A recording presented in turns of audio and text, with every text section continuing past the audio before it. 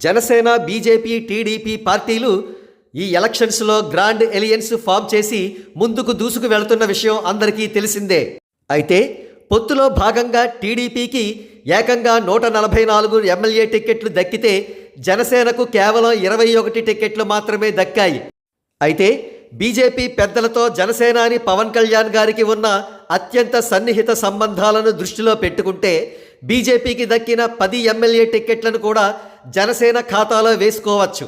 ఆ ప్రకారంగా చూసుకుంటే జనసేన, బీజేపీలకి కలిపి సంయుక్తంగా 31 అసెంబ్లీ సీట్ల బలం ఉన్నట్టే.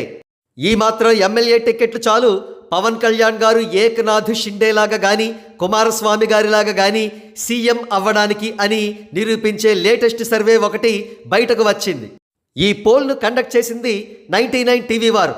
వీరు టీడీపీ బేస్డ్ కమ్మ కులగజ్జి ఫేక్ పోల్ సర్వేలా కాకుండా జెన్యూన్ పోల్ కండక్ట్ చేశారు. ఆ పోల్ వివరాలు మీకోసం. మొత్తం పోలైన ఓట్లు 29,000. అంటే ఇది పెద్ద నంబర్ కిందే లెక్క.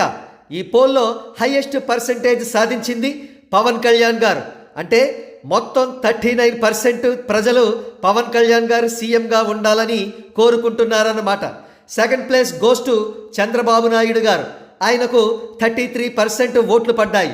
మూడవ స్థానంలో జగన్మోహన్ రెడ్డి గారికి 28% ఓట్లు పడ్డాయి.